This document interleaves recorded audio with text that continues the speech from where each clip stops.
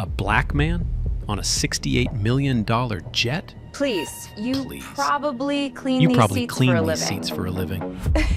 She laughed, right in his face. A loud, nasty, theatrical laugh. Hey, Hey, I've served actual billionaires. they don't look like you.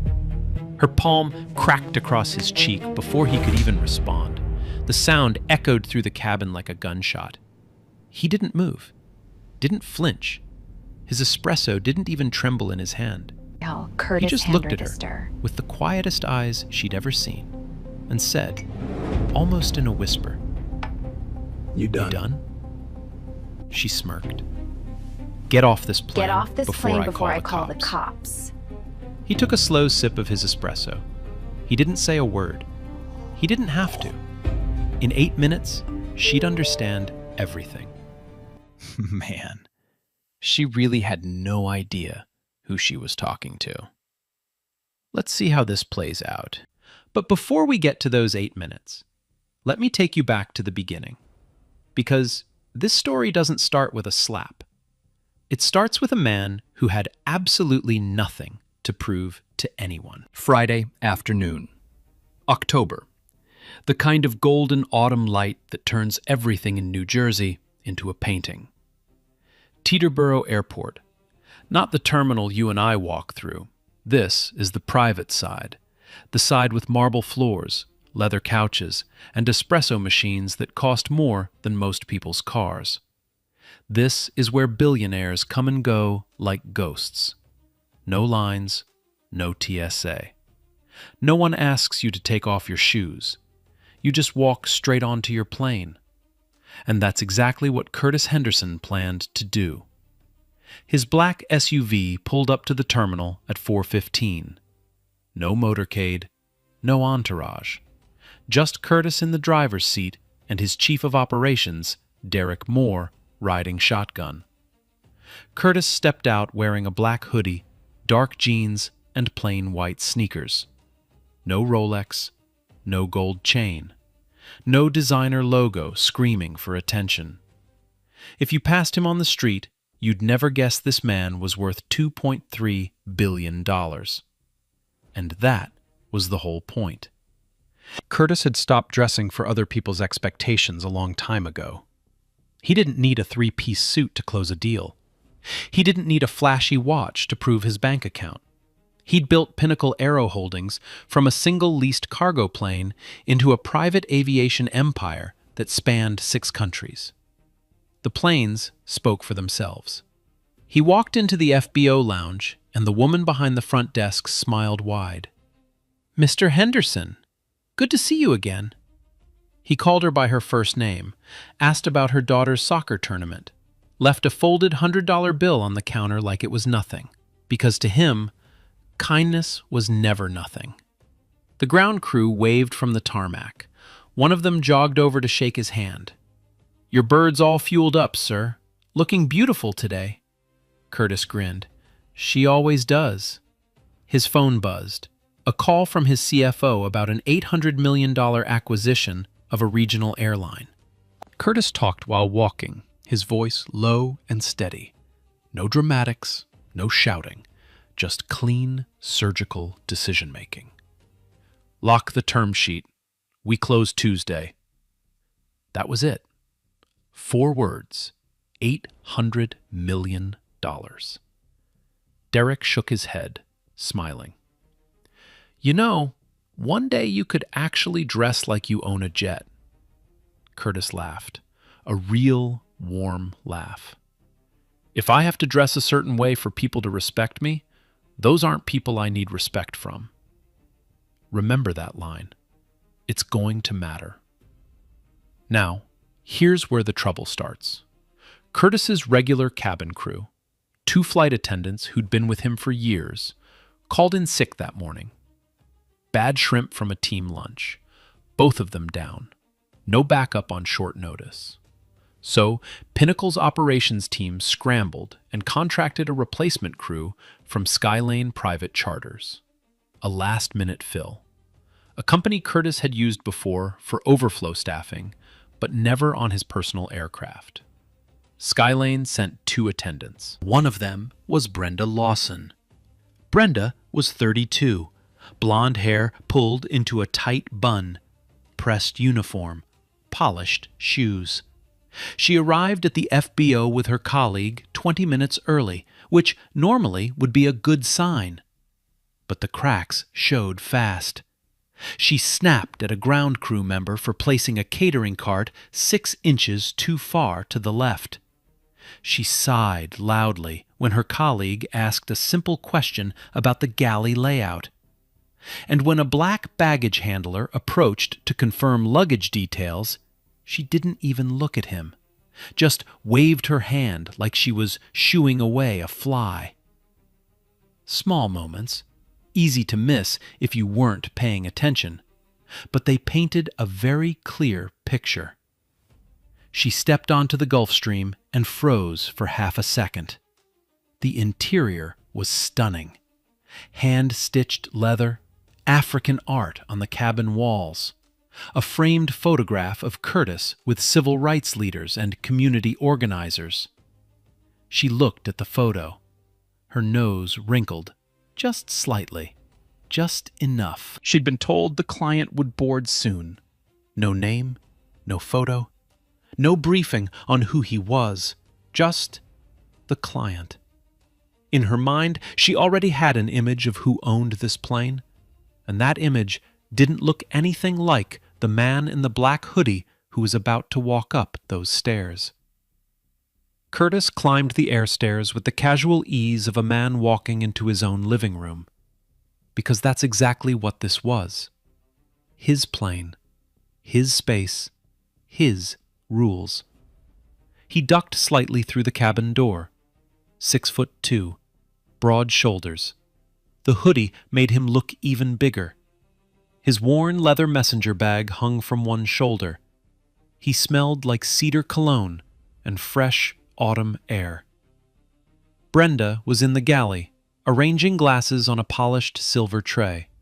She heard footsteps and turned around. And then she saw him.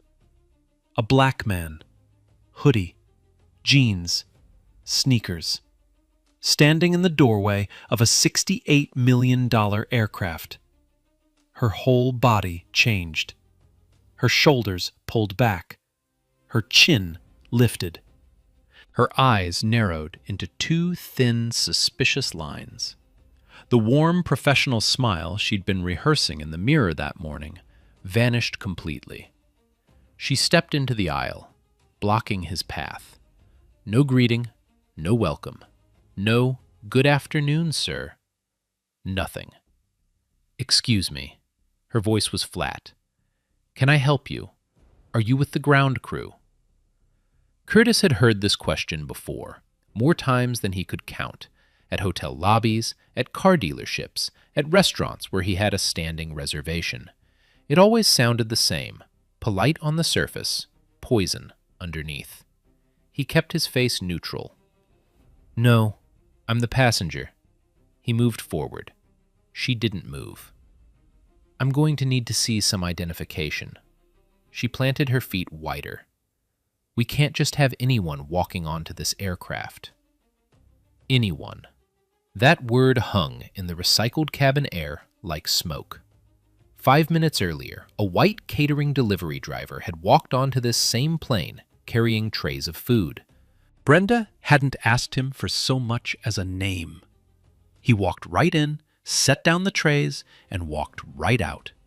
No questions, no ID, no suspicion, nothing. But the black man in the hoodie? He was anyone. Curtis didn't argue. He pulled out his phone and showed her the boarding manifest. His name, the tail number, the departure time, the destination. Everything matched. Everything was right there in black and white. Brenda glanced at it for less than 2 seconds. Anyone could have that screenshot. She waved the phone away with the back of her hand. "I need a government-issued ID, a real one." Her tone had shifted. It wasn't just suspicion anymore. It was an accusation. She was looking at him the way a store detective looks at a shoplifter. Like guilt was already decided, and paperwork was just a formality. Curtis reached into his messenger bag, pulled out his wallet, handed her his New Jersey driver's license. Photo. Full name. Address in Alpine, one of the wealthiest zip codes in America. Brenda held the ID up, studied it, looked at the photo, looked at Curtis, looked at the photo again, looked at the cabin interior, looked back at Curtis. Her brain was fighting itself. The name matched. The face matched. The address was Alpine, for God's sake. But something in her refused to accept it. Something deep and ugly that she'd carried her whole life told her that this man could not possibly belong here. She held the ID for an uncomfortably long time. 15 seconds. 20. Curtis stood there, patient, his hand still extended. Finally, Derek leaned forward from his seat. "Everything all right up there?" Brenda ignored him. She turned away from Curtis without returning his ID and pulled out her phone. She called Skylane Dispatch, and she didn't even try to lower her voice. "Yeah, hi, this is Brenda on the Teterboro assignment. There's a gentleman here claiming to be the client." She paused. "Something doesn't feel right. I just want to make sure we're safe." Safe. That word hit Curtis in the chest like a fist. He didn't show it, but he felt it. That word, safe, was a weapon disguised as a whisper. It meant dangerous. It meant threat. It meant this black man scares me simply by existing in this space. Derek's jaw tightened. He set down his water glass slowly. His eyes locked onto Brenda with a look that could have melted steel. The dispatcher on the other end of the line confirmed everything. Curtis Henderson, owner-passenger, Pinnacle Aero Holdings. Confirmed. No ambiguity. No question. None. Brenda hung up. She stood there for a moment, phone still in her hand. Did she apologize? No. Did she say, "I'm sorry for the misunderstanding, sir"? No. Did she smile, offer a handshake, anything even remotely resembling basic human decency? No. She just shrugged, handed back his ID without looking at him, and said in the flattest, most disrespectful tone imaginable, "All right, you can sit down." Not, "Please have a seat, Mr. Henderson." Not, "Welcome aboard, sir." Just, "You can sit down." Like she was doing him a favor. Like she was granting permission for a man to sit on his own plane. Curtis took his ID back, said nothing, walked to his seat, sat down. Derek leaned over and whispered, "You okay?" Curtis gave a small nod. His face was stone, but behind his eyes, a clock had started ticking. Brenda began the pre-flight service, and this is where the abuse shifted from obvious to surgical. She poured Derek a glass of water without being asked, set it down gently on a linen napkin, even gave him a small, tight-lipped smile. Then she walked right past Curtis, like his seat was empty, like he was invisible. Curtis waited a moment. Then he said, calmly, "Could I get a sparkling water, please?" Brenda sighed. Not a quiet sigh, a loud, theatrical, full-body sigh that said everything her words didn't. We'll get to it. She never got to it.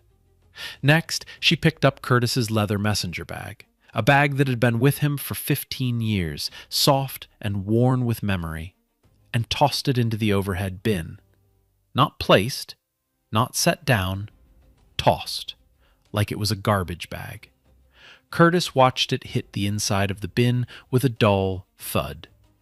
He said nothing. Then Brenda adjusted the cabin thermostat. dropped it to 62 degrees without asking. The cabin turned cold within minutes. Curtis felt the chill settle across his arms. Still, he said nothing. Each act was small. Each one was deniable.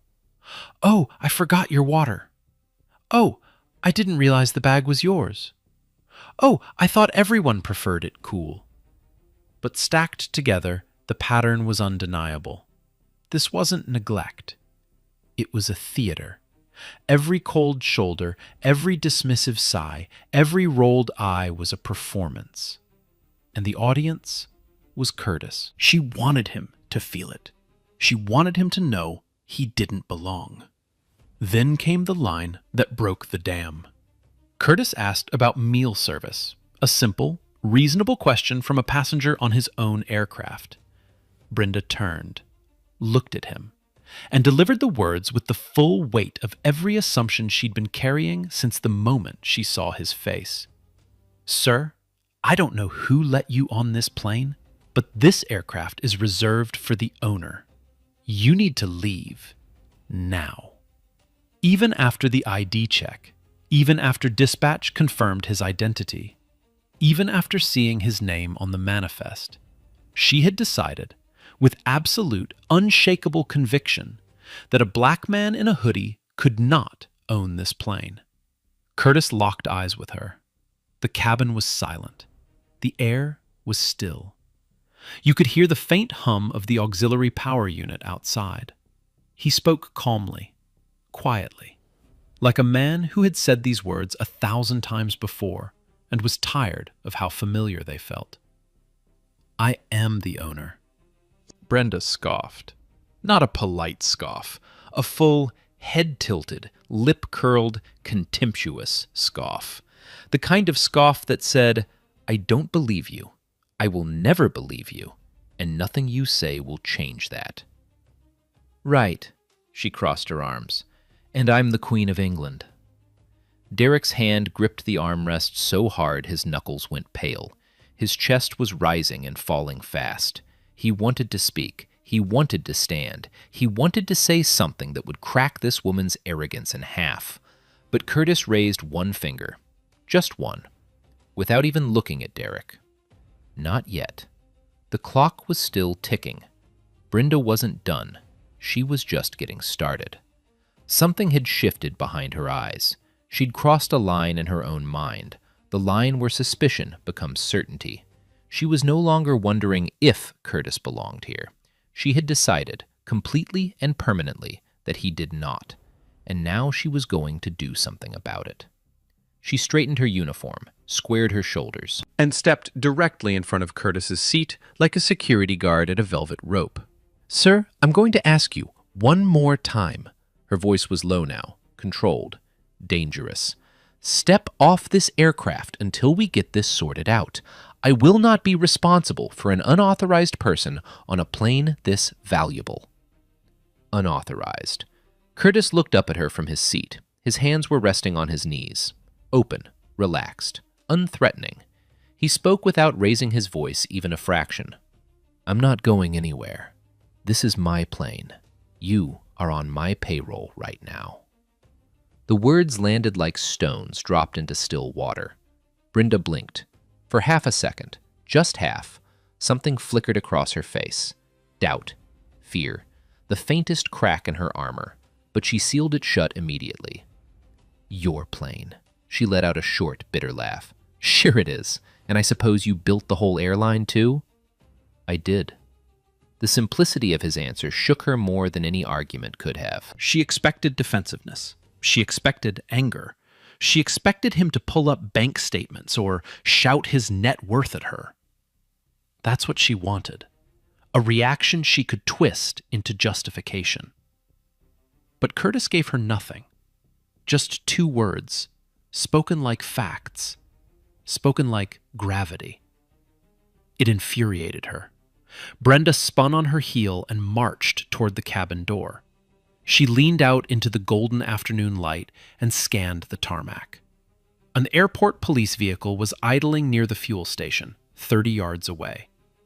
She raised her hand and waved it down. Officer Ronald Bates rolled up in his white SUV, window down, sunglasses pushed up on his forehead. He looked relaxed, end of a quiet shift. "What's the problem, ma'am?" Brenda leaned into the window. Her voice dropped into that particular register, the one designed to sound frightened, helpless, urgent.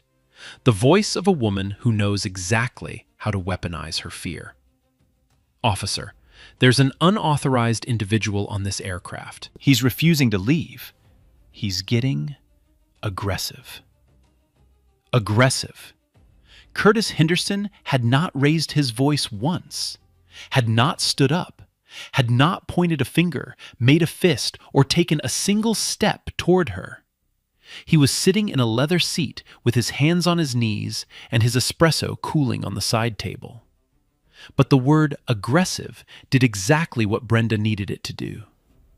Bates unclipped his seatbelt. His hand moved instinctively to his belt, not quite to his weapon, but close enough. He climbed out of the SUV and followed Brenda up the air stairs. The cabin felt smaller with Bates inside it. He was a big man, 40-something, thick neck, the kind of officer who'd spent 20 years in law enforcement and had heard every story twice. His boots were heavy on the carpet. He looked at Curtis, looked at Brenda, back at Curtis. "Sir, I'm going to need you to step outside for a moment." Curtis didn't move. His voice was level, measured, almost gentle. "Officer, my name is Curtis Henderson. I own this aircraft. You're welcome to verify that with the FAA registry, the FBO front desk, or the tail number on the fuselage right outside that window." He pointed toward the oval window. Through it, clear as day, the Pinnacle Aero Holdings logo gleamed on the fuselage in midnight blue and silver. The tail number was right there. 5 characters that could end this entire scene in 30 seconds. Bates hesitated. His eyes moved to the window. He saw the logo. He saw the tail number. Something in his gut told him to pause, to check, to ask one more question before this went any further. But Brenda was right behind him, whispering, feeding the fire. "Officer, he's been confrontational since the moment he boarded. I've already called dispatch, and they couldn't confirm anything. I don't feel safe." That was a lie. Dispatch had confirmed everything, but Brenda had rewritten the story in her own mind, and now she was rewriting it for Bates. Bates turned back to Curtis. "Sir, I understand, but I need you to stand up for me, just to sort this out." He moved toward Curtis. His posture shifted. Wider stance, hands slightly forward. The universal body language of a pat-down about to happen. Curtis looked at the officer's hands. He understood what was coming. A black man on a private jet about to be frisked on his own property because a white woman said the word aggressive. He'd seen this movie before. 100 times. 1,000 times. On the news. In his own life. The script never changed. That's when Derek stood up. He rose from his seat slowly, deliberately. His 6-foot frame straightened to its full height. His voice came out clear and sharp, like a blade leaving a sheath. "Officer, my name is Derek Moore. I am the Chief Operating Officer of Pinnacle Aero Holdings, the company that owns this aircraft. The man you are about to put your hands on is Curtis Henderson, the founder, the CEO, and the sole owner of this $68 million plane." He paused. Let it sink in. "Now, before you take one more step, I need you to understand something." Derek pointed to the ceiling. 3 small black domes, cabin security cameras, positioned at the front, middle, and rear of the aircraft. Red lights glowing steady. Every single second since we boarded this aircraft has been recorded. Audio and video. 3 angles. Cloud synced in real time to our corporate servers. So, whatever happens next, officer, I want you to know. The whole world is going to see it." The cabin went dead silent. Bates froze. His hands dropped to his sides like they'd been burned. He stared at the cameras, then at Derek, then at Curtis. The red lights blinked back at him, patient, unblinking, unforgiving. Brenda's face changed. Not much, but enough. The cameras were a variable she hadn't considered. She'd built her whole performance on the assumption that it was her word against his, her credibility against his, her tears against his truth. But cameras don't care about tears. Cameras just record. For 5 long seconds, no one moved. The only sound was the low hum of the plane's auxiliary power unit and the distant whine of a jet taxiing somewhere on the runway.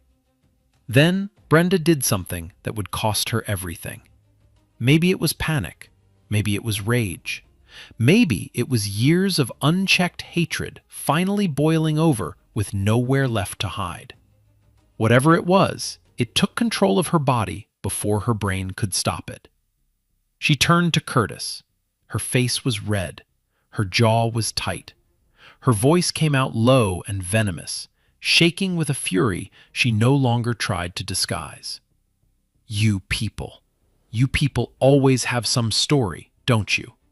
She stepped closer. "You probably stole the money to buy this thing, or sold drugs, or scammed someone." The words filled the cabin like poison gas. Derek took a step forward. Bates put his hand up. Curtis didn't move. He simply stood. Not aggressively, not quickly. He just rose from his seat to his full height, 6'2", and looked down at her with an expression that carried 30 years of this. 30 years of being doubted, questioned, frisked, followed, denied. "We're done here. Get off my plane." And Brenda slapped him, open palm, full force, across his left cheek. The crack echoed through the cabin like a gunshot. Bates flinched. Derek lunged forward, but stopped himself. The espresso cup rattled on the side table. Curtis's head turned slightly with the impact. A red mark bloomed across his dark skin. Warm, stinging, familiar in a way it should never be. He didn't touch his face, didn't raise his hand, didn't step back. He looked at her. Then he looked up, slowly, deliberately, at the security camera directly above her head. Its red light pulsed like a heartbeat. Then he looked back at her, and he smiled. Not a warm smile, not a friendly smile. The kind of smile that says, "I know something you don't." The kind of smile that makes your blood run cold. He didn't say a word. He didn't have to. In 8 minutes, she'd understand everything. Nah, hold on. She really just slapped this man on his plane. After seeing his ID, like, what? I'm not gonna lie, that's actually crazy. And he just stood there, smiling?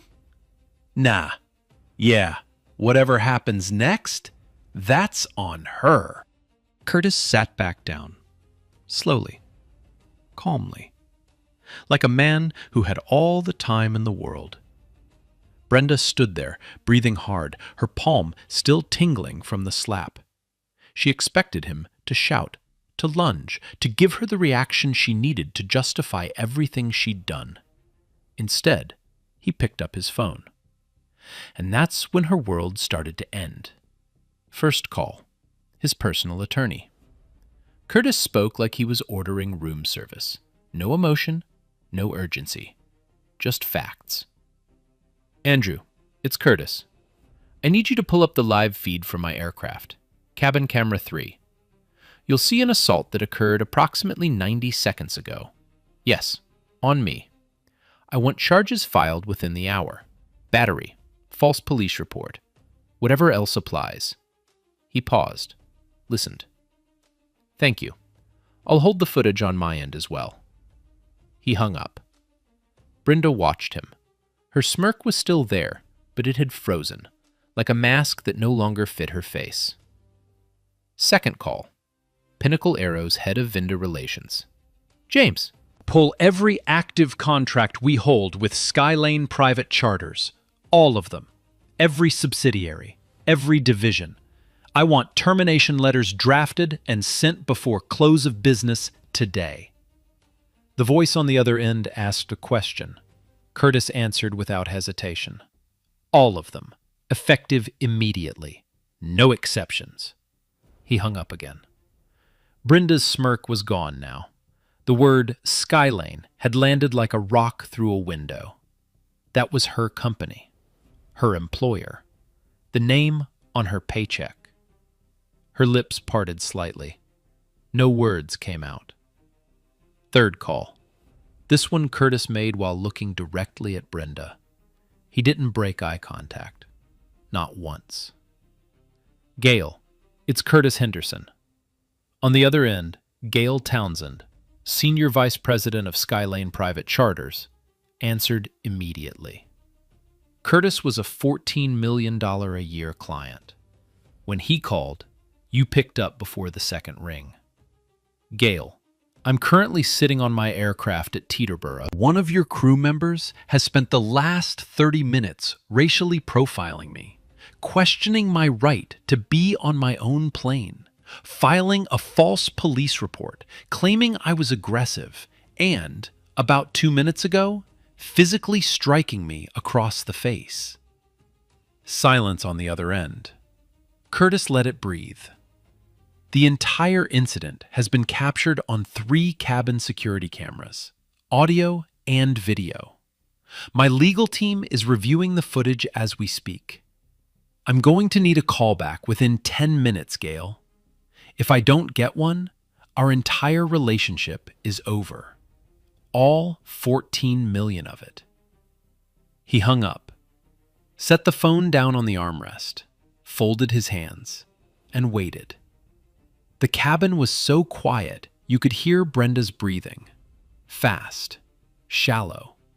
The kind of breathing that happens when your body realizes the danger before your brain does. Officer Bates had been standing near the cabin door the entire time, silent, watching. His hand had long since dropped away from his belt. He wasn't looking at Curtis anymore. He was looking at his own phone. He'd typed the tail number into the FAA registry. The result came back in 3 seconds. Aircraft registered to Pinnacle Aero Holdings, LLC. He searched for the company name. Curtis Henderson, founder and CEO. Forbes list, 2.3 billion net worth. Presidential Medal of Freedom nominee. Photos of him with senators, governors, and Fortune 500 executives. Bates looked up from his phone. His face had gone pale. The color had drained out of it like water from a cracked glass.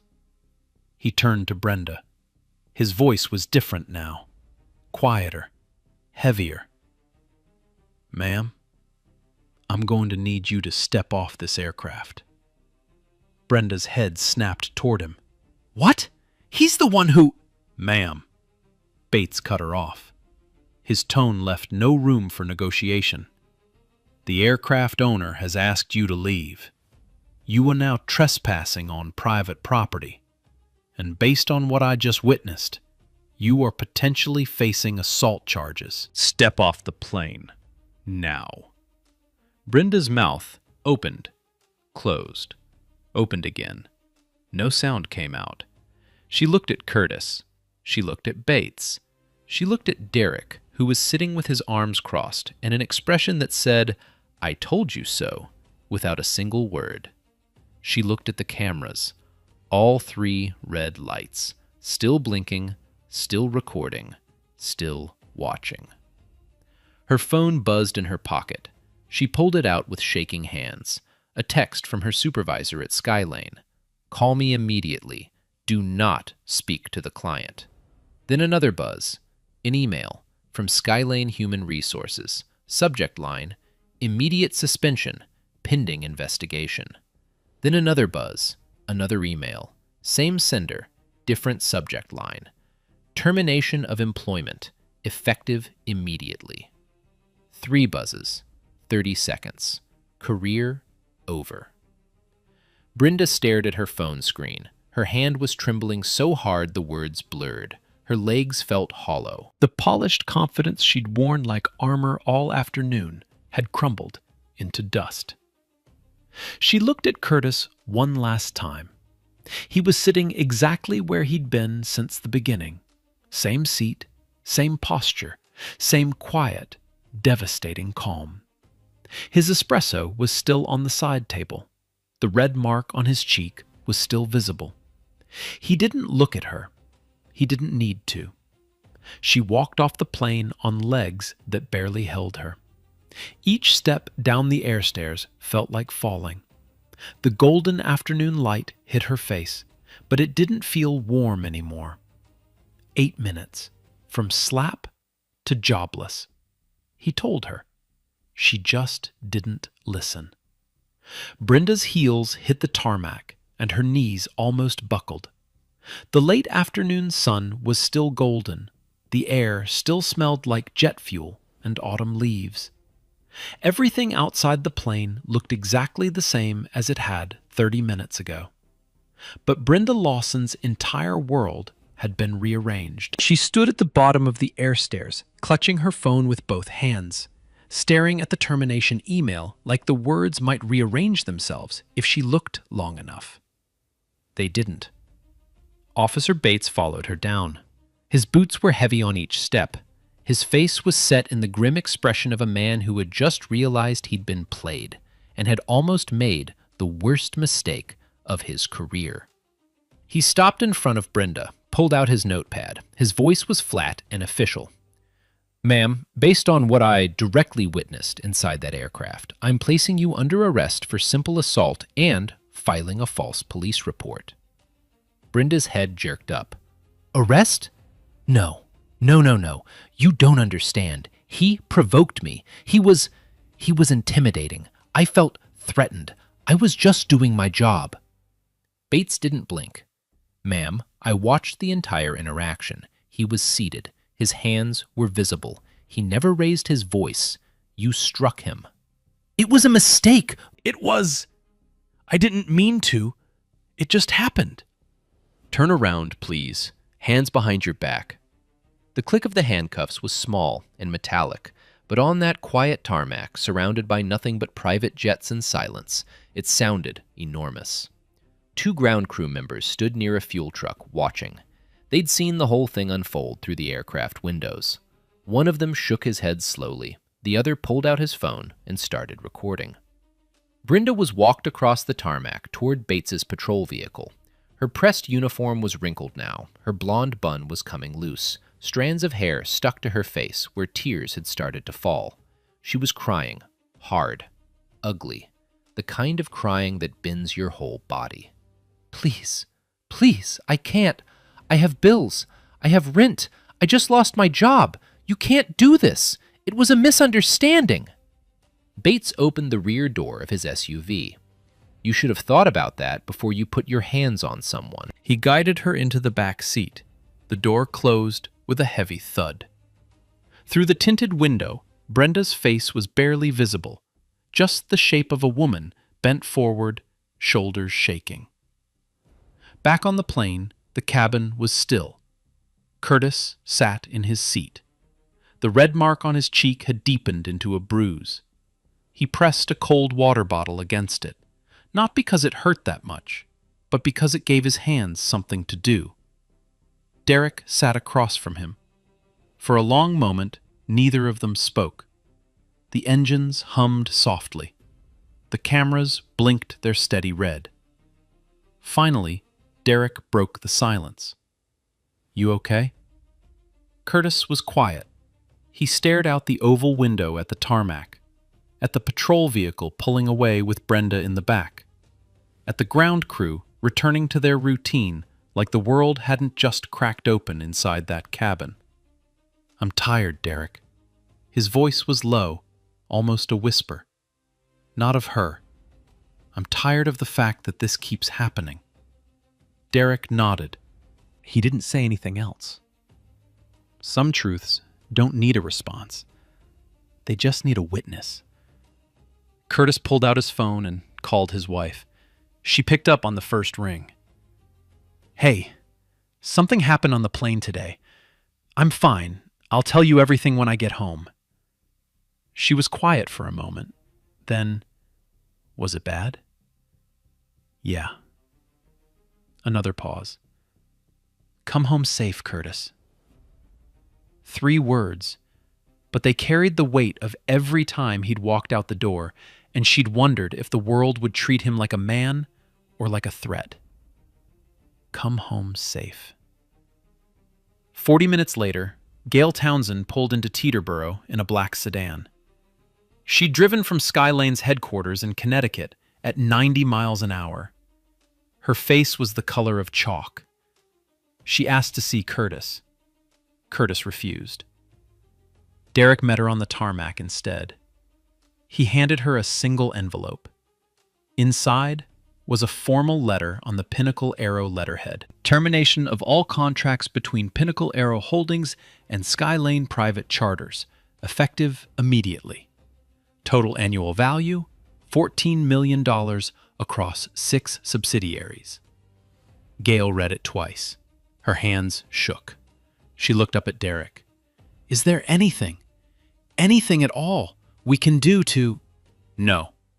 Derek turned and walked back up the air stairs. The cabin door closed behind him.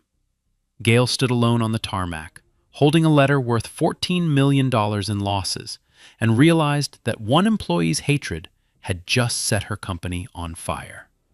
The footage hit the internet on a Monday morning. Curtis's legal team released the cabin video after Brenda's attorney went on a local news segment and told the anchor with a straight face that Curtis had been combative and physically threatening during the encounter. That was a mistake, a catastrophic, irreversible, career-ending mistake. Because the video showed everything, all 3 angles, crystal clear, full audio. 26 minutes of uncut, unedited truth. The ID check, the scoff, the dispatch call, the microaggressions, the water she never brought, the bag she tossed, the word unauthorized, the word aggressive, the phrase you people, and then the slap. That sharp, unmistakable crack of an open palm against a man's face, followed by the quietest 4 words the internet had ever heard. You done? TV journalist Nina Collins broke the story on the National Evening News. She played the footage with minimal commentary. She didn't need much. The video spoke for itself. Within 12 hours, it had 10 million views. By Wednesday, 20 million. By Friday, it was everywhere. Every news desk, every talk show, every group chat, every social media feed in the country. The hashtags wrote themselves. Hashtag 8 minutes. Hashtag Curtis Henderson. Hashtag Justice Served. Hashtag Brenda Lawson. People were furious. Not the quiet, scrolling past kind of furious. The kind that calls congresspeople. The kind that cancels subscriptions. The kind that shows up. And the first place they showed up was Skylane's front door. Within 1 week of the footage going public, 3 of Skylane's top-tier clients pulled their contracts. Then 4 more. Then a cascade. Private jet owners, corporate accounts, charter brokers who didn't want their names anywhere near the scandal. Total losses in the first 2 weeks, $43 million in annual revenue. Gone. Evaporated. Like jet fuel in the sun. But the money was only the beginning. An internal investigation at Skylane, launched under pressure from their own board of directors, uncovered something worse. Brenda Lawson had 3 prior complaints from clients of color. 3. All documented. All buried by middle management. One client had written a detailed letter describing how Brenda had refused to serve him and called security when he asked for a blanket. That letter sat in a filing cabinet for 2 years. No one acted on it.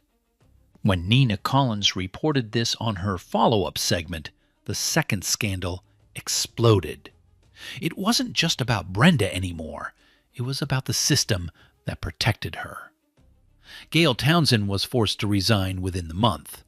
The CEO of Skylane issued a public apology, a carefully worded PR-approved statement about deeply held values and zero tolerance. The internet didn't buy it for a second. Skylane announced mandatory bias training for all employees, an independent review board, a victim compensation fund, crisis consultants, diversity hires. Too little, too late. The court of public opinion had already delivered its verdict. But the legal courts were just getting started. The district attorney's office in Bergen County charged Brenda Lawson with assault in the 3rd degree and filing a false police report. Both misdemeanors, both carrying potential jail time. Brenda's attorney, a man named Scott Pryor with slicked back hair and a reputation for getting people off on technicalities, tried to negotiate a plea deal. Community service, no jail time, a sealed record. He argued that Brenda was under extreme stress and had no prior criminal history. The DA wasn't interested. The case had become national news. 20 million people had watched the video. The pressure to prosecute fully was enormous, not because of politics, but because the evidence was undeniable. There was no ambiguity, no he said, she said. There was a camera, 3 cameras, and they captured everything. The trial lasted 4 days. The prosecution played the video on a 6-foot screen in the courtroom. They played it 3 times. Once at normal speed, once slowed down, once with audio enhanced so the jury could hear every word Brenda whispered to Officer Bates, every lie, every fabrication, every calculated attempt to weaponize fear against a man who had done nothing but exist in his own space. Brenda took the stand on day 3. Her attorney had coached her well. She cried. She trembled. She dabbed her eyes with a tissue and told the jury she didn't see color and that she was just trying to do her job. The prosecution asked one question on cross-examination. Ms. Lawson, if the man who boarded that aircraft had been white, wearing the same hoodie, same jeans, same sneakers, would you have asked him for identification? Brenda opened her mouth, closed it, opened it again. I would have treated anyone the same way. The prosecutor nodded, then played a clip from earlier in the footage. The white catering driver walking onto the same aircraft, no questions asked, no ID requested, not even a second glance from Brenda. The jury watched in silence. Brenda's attorney closed his eyes. Day 4. Verdict. Guilty. Both counts. Assault in the 3rd degree. Filing a false police report. The judge, Patricia Wells, a 20-year veteran of the Bergen County bench, delivered the sentence without fanfare. 18 months probation, 300 hours of community service, mandatory bias rehabilitation program, a permanent criminal record, and a lifetime ban from working in the aviation industry. Brenda stood in the courtroom with her hands clasped in front of her. She didn't cry this time. She just stared at the floor like it might open up and swallow her whole. It didn't. But the civil case was still coming. Curtis filed a lawsuit against both Brenda Lawson and Skylane Private Charters. Racial discrimination, assault, emotional distress, negligent hiring and supervision. Skylane's lawyers took one look at the footage, one look at the prior complaints they'd buried, and one look at the public sentiment, and they settled. Out of court. $3.2 million. Curtis took every penny of that settlement and donated it. All of it. $1.5 million to HBCU scholarship funds, $1 million to civil rights legal defense organizations, the remaining $700,000 to a mentorship program for young black entrepreneurs in aviation. At the press conference announcing the donation, Curtis stood behind a podium in a simple navy suit. No hoodie this time. His cheek had healed. His voice was steady. This money didn't come from my pocket. It came from bigotry. I'm sending it where it'll do the most good, into the futures of young people who will build a better world than the one I walked through that day. The room erupted in applause. Camera flashes lit up his face like lightning. And one final note. Officer Ronald Bates. An internal affairs review found that Bates had acted on Brenda's false report without performing basic due diligence. He didn't check the aircraft registration. He didn't call the FBO. He didn't ask a single follow-up question before moving to detain the owner of the plane. He received a formal reprimand, mandatory de-escalation training, mandatory bias awareness certification, a note in his permanent file.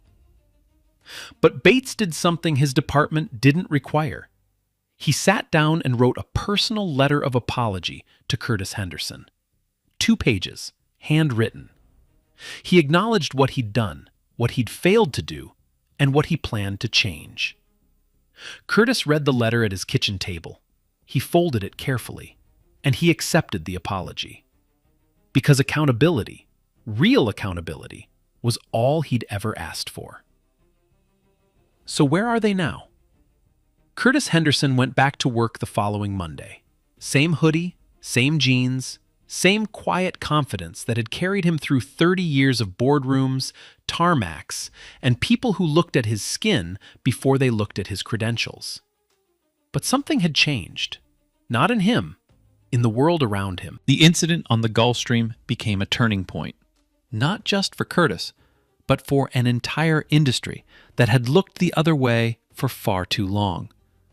Within 6 months, Curtis established the Henderson Foundation. Its mission was simple: open doors in aviation for people of color, scholarships for flight school, mentorship programs pairing young black entrepreneurs with executives in aerospace, grants for minority-owned aviation startups. The foundation's first class had 42 students. By the second year, that number tripled. Curtis was invited to testify before a congressional subcommittee on racial profiling in private aviation and travel. He sat behind a microphone in a wood-paneled hearing room in Washington, D.C., and told his story to a row of senators. He didn't raise his voice. He didn't pound the table. He spoke the same way he'd spoken to Brenda on that plane. Calm, measured, and impossible to ignore. "I was slapped on my own aircraft," he said. "But I had cameras, I had lawyers, I had resources. What happens to the man who doesn't?" The room was silent. That question, "What happens to the man who doesn't?" became the Foundation's unofficial motto. It was printed on T-shirts, painted on murals, quoted in editorials. It became a rallying cry for people who understood that Curtis's story ended in justice, but that most stories like his don't. Derek Moore was promoted to president of Pinnacle Aero's newly created charter division. The division was built with one guiding principle: every client, regardless of what they look like, will be treated with dignity from the moment they arrive. No exceptions, no excuses. Derek kept a framed screenshot of Brenda's termination email on his office wall. Not as a trophy, as a reminder. Skylane private charters survived, barely. After losing over $40 million in contracts, a complete leadership overhaul, and 18 months of brutal public scrutiny, The company restructured under new management. They implemented the most aggressive diversity and accountability program in the private aviation industry. It didn't erase what happened, but it was a start. And Brenda Lawson? She completed her 18 months of probation. She completed her 300 hours of community service. She completed the court-mandated bias rehabilitation program. Her aviation career was over. Permanently. The lifetime industry ban made sure of that. Public records show she relocated out of state, changed her phone number, deleted all social media. No further public incidents were reported. Some people said she got what she deserved. Some people said the punishment was too harsh. But the footage didn't lie. The cameras didn't have an opinion. They just showed what happened. And what happened was a woman who saw a black man on a private jet and decided, before he spoke a single word, that he didn't belong there. She didn't ask questions. She didn't listen to answers. She didn't look at the evidence. She looked at his skin, and she made her choice. That choice cost her everything. Listen. Yeah, the story, that part's made up. But that feeling, like people already judging you before you even say anything? Yeah, that's real. That happens every day. And I'm not going to lie, that part, yeah, that kind of hurts. So forget all that. Real question is, when you see that happen, what do you do? Now I want to ask you something, and I want you to really think about it before you answer. What would you have done in Curtis's seat? Would you have stayed that calm? Would you have kept your composure while someone laughed in your face, questioned your identity, lied to the police, and then slapped you, all on your own property? Drop your answer in the comments. I genuinely want to know. And if this story made you feel something, anger, frustration, hope, anything at all, then do me a favor, hit that like button, share this with someone who needs to hear it, and subscribe so you don't miss the next one. Because justice doesn't always come in 8 minutes, but it should always come